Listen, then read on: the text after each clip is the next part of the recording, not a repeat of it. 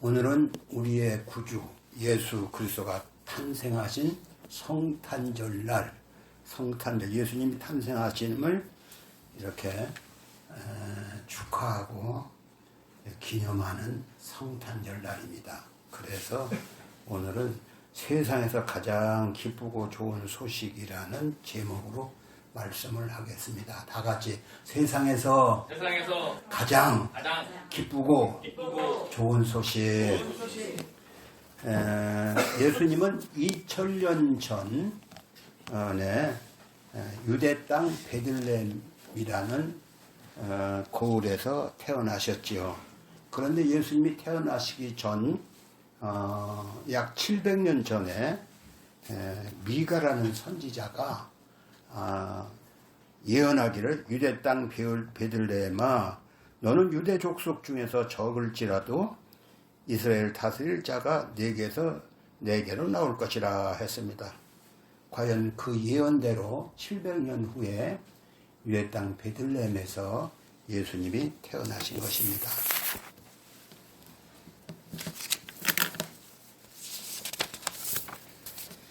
그러면 예수님의 탄생은 왜 세상에서 가장 기쁘고 좋은 소식이 되었을까요?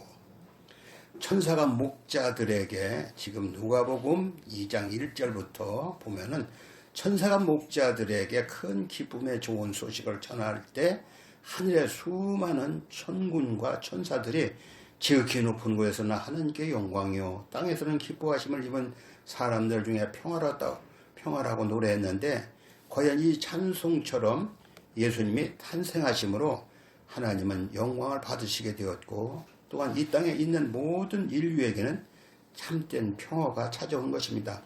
특별히 가난하고 질병과 전쟁과 인종차별과 기타의 모든 악의 다툼으로 고통하는 인류에게 가장 기쁘고 좋은 소식이 되는 것입니다. 예수께서 이 땅에 찾아오신 것은 이 땅에서 왕이 되거나 부귀영화를 누리려고 오신 것이 아니지요. 예수께서 친히 말씀하시기를 인자에 온 것은 섬김을 받으려 함이 아니라 도리어 섬기려 하고 자기 목숨을 많은 사람의 대성물로 주려 함이라 하셨습니다. 과연 예수님은 죄로 말미암아 죽어가는 불쌍한 우리 죄인들을 대신해서 십자가에 못 박혀 죽기 위해서 이 땅을 찾아오신 것입니다. 인간들이 마귀로 말미암아 죄를 지음으로 기왕에 잃어버렸던 모든 행복과 평화와 기쁨 등을 찾아주기 위해서 예수님은 이 땅에 찾아오신 것입니다. 그러므로 예수님의 탄생이야말로 인류에게 가장 큰 기쁨의 좋은 소식이 아닐 수 없습니다. 그래서 온 백성은 크리스마스뿐만 아니라 예수님을 기뻐 찬송하고 노래하는 것이죠. 그러면 어떻게 해서 예수님의 탄생이 우리에게 가장 기쁘고 좋은 소식이 되었을까요? 세례 요한은 예수님을 보고 보라 세상 죄를 지고 가는 하나님의 어린 양이로다 했는데 과연 예수께서는 십자가에서 피를 흘려 죽으심으로 우리의 모든 죄의 값을 다 갚아주셨습니다. 그래서 예수님을 믿는 자는 죄에서 자유를 얻어 참된 자유와 평강이 있는 것이고 그래서 예수님이 이 땅에 오심은 온 인류에게 가장 기쁘고 좋은 소식이 되는 것입니다. 요한복음 14장 27절에서 예수님이 이런 말씀을 하시죠. 평안을 너희에게 끼치노니 곧 나의 평안을 너희에게 주노라. 내가 너희에게 주는 것은 세상에 주는 것 같이 아니하라. 너희는 마음에 근심도 말고 두려워하지 말라. 이런 말씀을 하셨죠. 그래서 예수를 믿는 자는 마음에 참 평안이 있어서 찬송가에도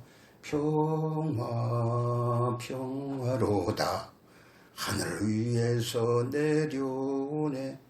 예수님을 만난 자는 참 평화가 그 마음에 넘쳐나는 것입니다. 저는 보건병원에서 복음을 전할 때 어떤 노인을 만나서 그 노인이 아주 예수를 잘 받아들여 그래서 복음을 전하고 예수를 영접 기도를 시켰어요. 그런 다음에 그분에게 하나님, 이분이 하나님께 기도하게 해 주옵소서. 그리고 어떤 기도를 해드렸냐면 이분이 꿈에 예수님을 만나고 천사를 만나는 꿈을 꾸게 해주세요. 이렇게 기도를 해드렸어요. 그랬더니 그 다음 주에 갔더니 그분이 진짜로 꿈에 예수님을 만났다. 천사를 만났다. 천당을 가봤다. 이런 얘기를 하는 거예요. 그래서 우리가 진실한 마음으로 기도하면 그 기도가 응답이 되는 줄 믿으시기 바랍니다. 네. 처음 믿는 사람도 물론 제가 그렇게 기도를 해드렸지만 그분이 꿈에 천사를 만났다. 예수님을 만났다. 그런 꿈을 꾸었다. 그런 걸 보고 예수를 진실하게 믿는 사람은 하나님께 기도하면 하나님의 음성을 듣거나 환상을 보거나 천사를 보거나 그렇게 되는 것입니다. 여러분도 깊은 기도 생활을 함으로 천국을 가보기도 하고 예수님을 만나보기도 하고 천사를 만나보기도 하길 바랍니다. 그런데 구원받아 하나님의 자녀가 된 우리는 할 일이 무엇냐? 할 일이 우리는 아직도 예수를 알지 못하고 마귀만 쫓아 살다가 죽으면 심판받고 지옥 가는 저들에게 예수의 복음을 전해주는 것이 우리의 할 일인 것입니다. 그래서 성경에는 너희는 온 천하에 다니며 복음을 전파하라. 너희는 때를 얻든지 못 얻든지 온전히 힘쓰라. 그런 말씀도 있고 너희 말을 듣고 너희가 전하는 복음을 듣고 믿는 자는 구원을 받을 것이요 믿지 않는 자는 심판을 받을 것이라. 그래서 오늘 우리는 이제 성찬절 같은 때는 특별히 내가 나 혼자만 예수 믿을 게 아니라 저들에게 복음을 전해줘야겠다. 이런 마음을 갖고 내가 한 사람에도 전도해야지. 기왕이면 내가 세계만 땅에 복음을 전하는 내가 어차피 밥은 먹고 살 건데 내 60만 위해 살지 않고 복음 위에 살다 가야겠다. 이런 마음을 먹고 내 장차 복음을 전해야지. 이런 마음을 먹기 바랍니다. 아멘. 아멘. 제가 구약 성경 열왕기 하 6장부터 7장에 보면 이런 사건이 있습니다. 이스라엘 나라는 그 이웃에 아주 강대한 나라가 있어서 이스라엘 나라가 잘못하면은 이스라엘 나라를 괴롭히는 하나님의 채찍이 있었어요. 그게 뭐냐면 다른 나라가 아닌 바로 옆에 있는 아람이란 나라예요. 근데 아람이란 나라가 쳐들어와서 성을 포위했어요. 몇 날 며칠을 포위하고 몇 달간 포위하니까 성이라고 하는 것은 만약 서울에서 뭐 생산되는 게 있으니까 저 전라도나 충청도나 경상도에서 이렇게 뭐 지금으로 말하면 추록으로 화차로 이렇게 쌀들이 와서 서울 사람이 먹고 살죠. 그런데 성문을 딱 막고 성 바깥에 뺑 둘러서 아람 군대가 지키고 있는 그 이스라엘 사마리아 성은 몇 날 며칠 양식이 공급되지 않기 때문에 나라는 굶어 죽는 사람도 생기고 자기 자식을 잡아먹는 그런 일이 있었어요. 사람이 제 자식을 어떻게 잡아먹냐? 성경에 열왕기하 6장에 나오는 얘기요. 그런데 하루는 임금이 백성을 시찰하고 다니는데 어떤 여자가 와서 하는 말이 내 소원을 들려달라. 무슨 소원이냐? 얘기를 들어보니까 두 여자가 하는 말이 우리가 네 자식 잡아먹고 내 자식 잡아먹자. 하루는 내 자식, 하루는 네 자식. 그 자식을 잡아먹었는데 저 여자가 제 자식은 안 잡아먹겠다고 내놓지 않습니다. 이럴 수가 있습니까? 그것을 임금이 들으니까 이것이 자기가 잘못하면은 외국에 침략을 받는다는 걸 알고 우상 숭배하는 그런 왕이거든요. 그래서 이건 내가 너무 잘못했다 하고 회개해야 하는데 이것은 선지자가 잘못해서 그렇다 하고 엘리사 선지자를 잡아 죽이자 한다. 그러고 엘리사 선지자가 어디 살아? 그래서 그 부하를 시켜서 엘리사 선지자를 잡아 죽이라고 사람을 보내게 되지요. 성경에 있는 얘기요. 그런데 엘리사가 예언을 합니다. 뭐라고 하냐면 내일 이맘때에 밀가루 한 포대에 10,000원, 보리쌀 2포대에 10,000원 할 것이다. 그러니까 자고 죽이러 갔던 그 장군이 하는 말이 아니 어찌 하늘에서 창을 낸들 그런 일이 있을 수 있습니까?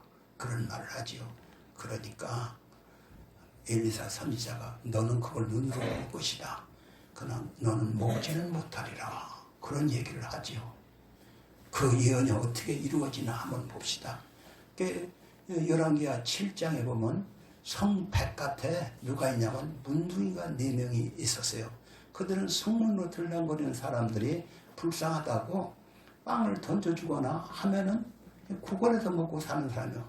성문도 꽉 닫혔고 또 지나가는 사람도 없지만 성 안으로 들어간들 성만 사람이 다 굶었는데 누가 먹을 거 하나 죽었어요? 야, 얘 여기서 꼼짝없이 죽는구나 생각을 하는 거예요. 그때 야, 저 아람 군대를 한번 가보자. 저들에는 이 나라를 쳐들어오기 위해서 많은 물품을 가지고 왔어. 그들에게 가서 항복을 하고 그들이 우리를 살려주면 살고 죽으면 죽으리라.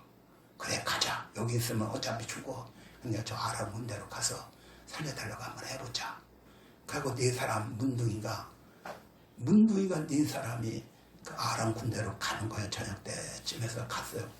그런데 아람 군대는 성을 뺑 둘러치고 한 사람도 못 들어간 거 이렇게 하고 있는데 이제 느긋하게 낮잠을 자고 있는 거야. 저놈들 언젠가 문 열고 항복하겠지 하고 낮잠을 자고 있어. 옷을 벗고 낮잠을 자고 군인들이 다 한가하게 낮잠 자고 있을 때 가보니까 아무도 없는 거예요. 왜 그럴까? 문둥이가 가보니 사람이 아무도 없어. 왜 그래요?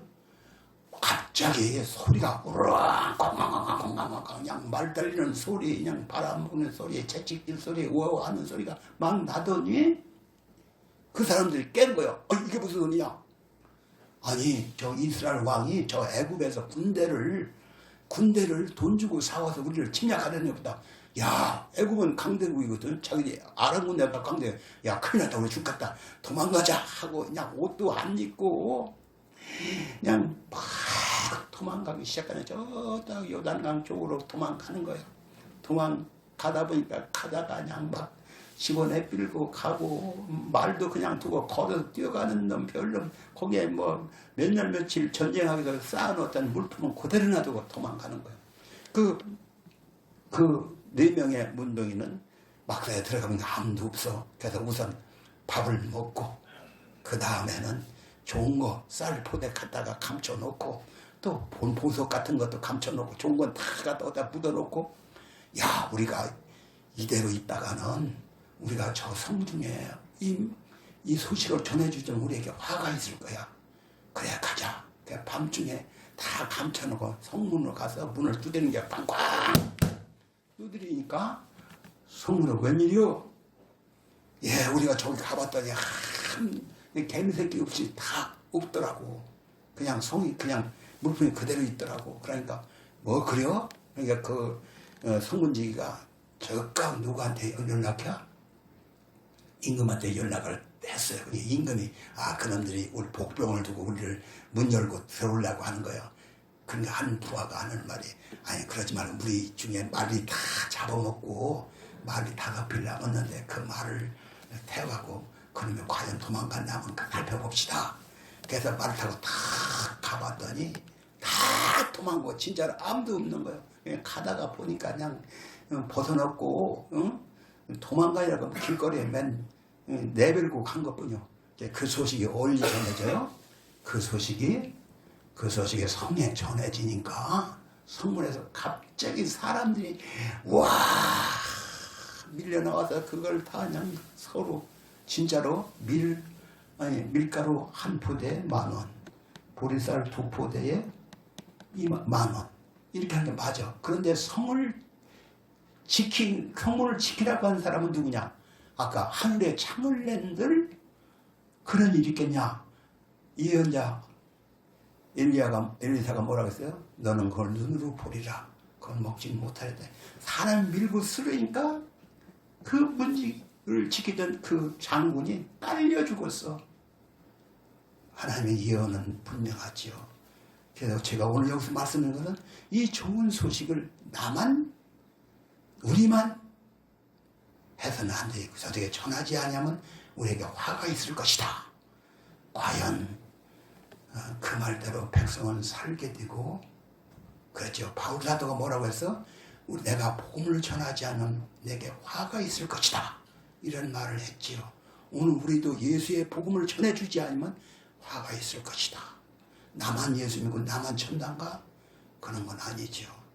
복음을 전하는데 저 문둥이들처럼, 저 바울 사도처럼 내가 복음을 전하지 않으면 화가 있다.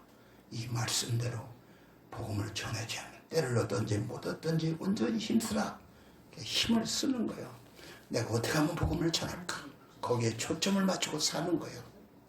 오늘 우리는 이렇게 저 문둥이들처럼 내가 복음을 전하지만 화가 있다는 말씀을 듣고 그 말씀대로 순종해서 기어이 주 앞에 설 때 부끄럼 없이 살다 가기를 예수님의 이름으로 축원합니다. 아멘. 아멘. 하나님 아버지, 오늘 성탄절을 맞이하여 예수가 이 땅에 와서 우리의 구세주가 되시고 인류를 구원하기 위해 자기 몸을 십자가에 내어 옷을 박아 피를 흘려 죽었습니다. 누구든 예수를 믿으면 구원받고 영생 얻고 천국 가는데 이 복음을 전해야 하는데 우리는 이 복음을 전할 사명을 받았습니다. 우리가 나만 구원받고 천당 가는 게 아니라 내 이웃 다만 한 사람에게라도 복음을 전하여 구원해내는 자가 되도록 우리에게 복음을 전할 능력, 복음을 전하겠다는 그런 열정이 넘쳐나게 해 주옵소서. 한빛교회가 기어이 복음을 전하는 그러한 사람들로 아버지 기어이 교회가 세계만 명의 복음을 전하는 교회가 되도록 축복하여 주옵소서. 예수님의 이름으로 기도합니다. 아멘.